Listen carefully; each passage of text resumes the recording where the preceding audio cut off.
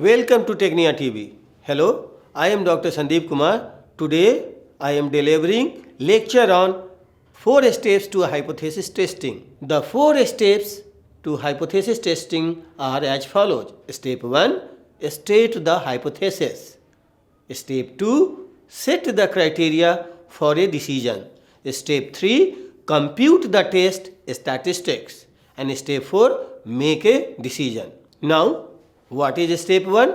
Which is state the hypothesis.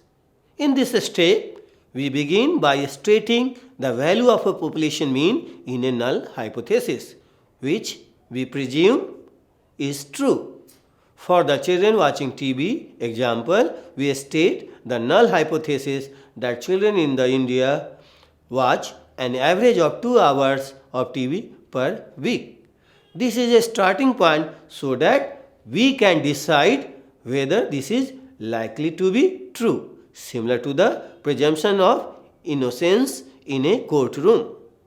The basis of the decision is to determine whether this assumption is true. Likewise, in hypothesis testing, we start by assuming that the hypothesis or claim we are testing is true. This is stated in the null hypothesis. The basis of the decision is to determine whether this assumption is likely to be true. The null hypothesis H0 stated as the null is a statement about a population parameter such as the population mean that is assumed to be true. The null hypothesis is a starting point. We will test whether the value stated in the null hypothesis is likely to be true. Keep in mind that the only reason we are testing the null hypothesis is because we think it is wrong. We state what we think is wrong about the null hypothesis in an alternative hypothesis. For the children watching TV example, we may have reason to believe that children watch more than or less than 2 hours of TV per week in India.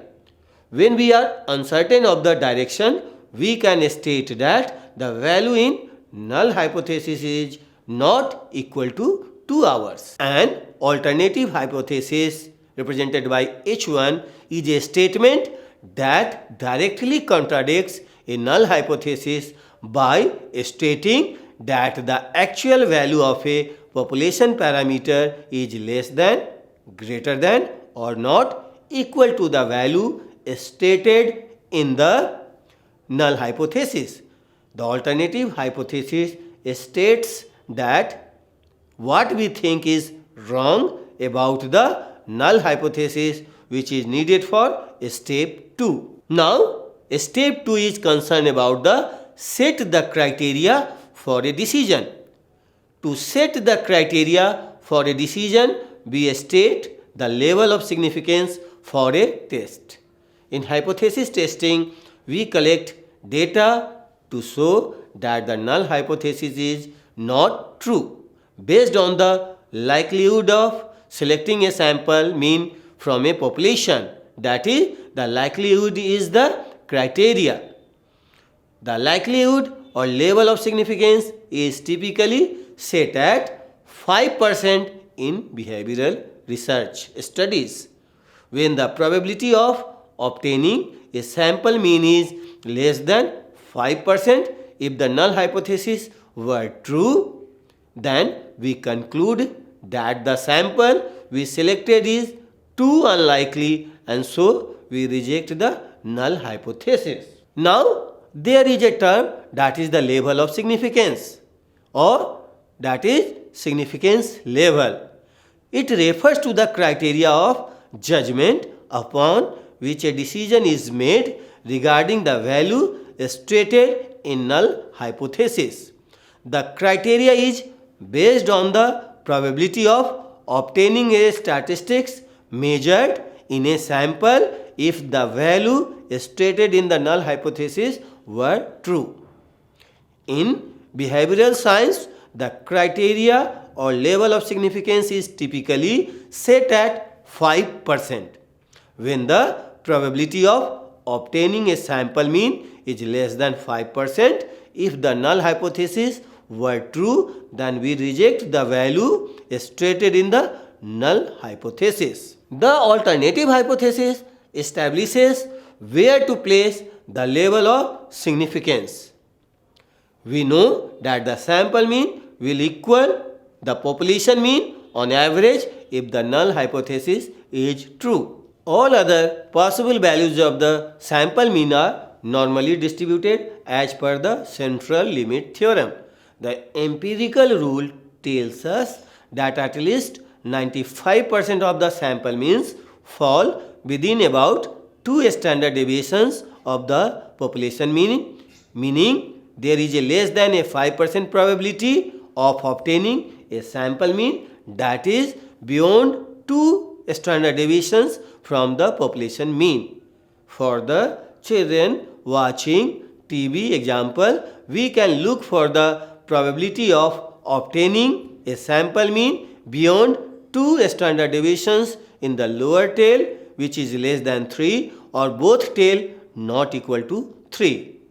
Figure 1 shows that the alternative hypothesis is used to determine which tail or tails to place the level of significance for a hypothesis test. Now I am explaining the step 3, which is compute the test statistic. Suppose we measure a sample mean equal to significance in hypothesis, that is 8 hours per week children watch TV.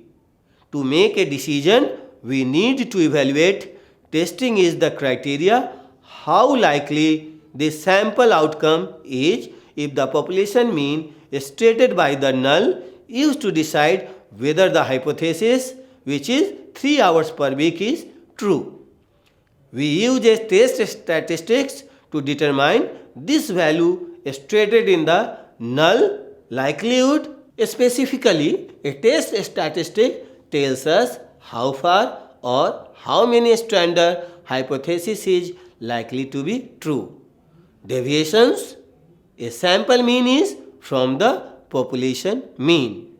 The larger the value of the test statistics, the further the distance or number of standard deviations a sample mean is from the population mean stated in the null hypothesis.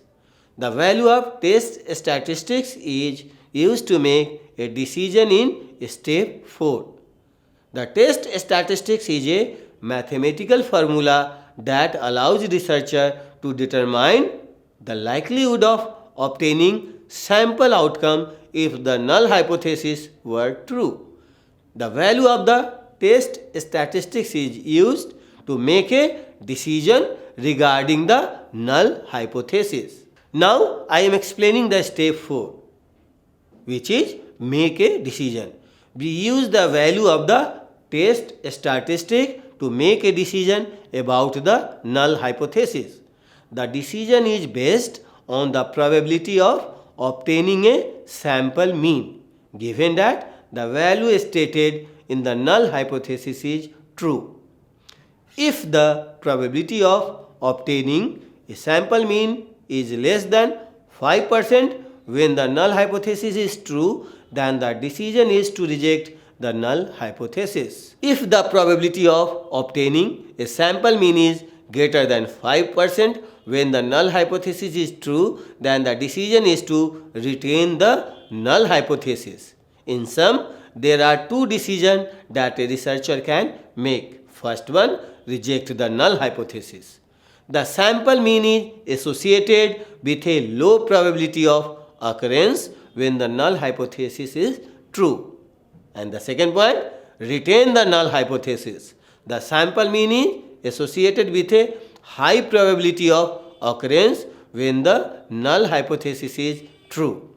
The probability of obtaining a sample mean, given that the value stated in the null hypothesis is true, is stated by the p-value.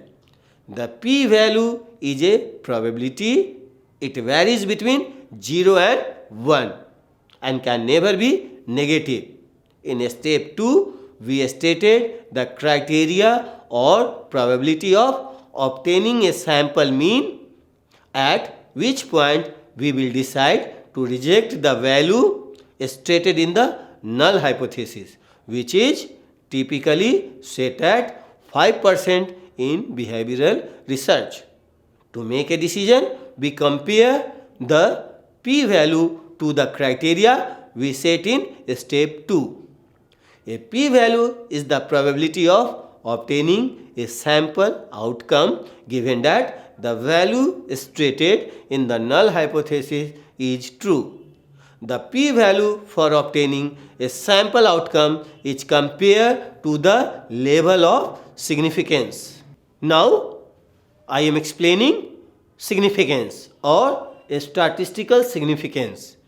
It describes a decision made concerning a value stated in the null hypothesis. When the null hypothesis is rejected, we reach significance. When the null hypothesis is retained, we fail to reach significance. When the p-value is less than 5%, we reject the null hypothesis.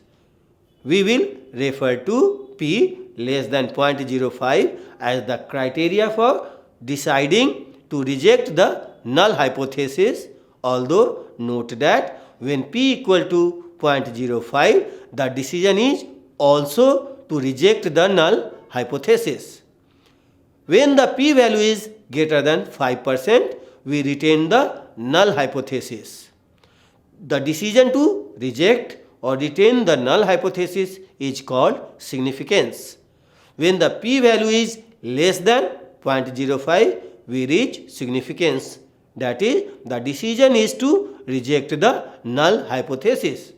When the p-value is greater than 0.05, we fail to reach significance. That is, the decision to retain the null hypothesis. This is the culmination of my lecture on 4 steps of hypothesis testing. Hope you will find it useful. Watch more lectures on research methodology on Technia TV. Subscribe Technia TV. Thanks a lot.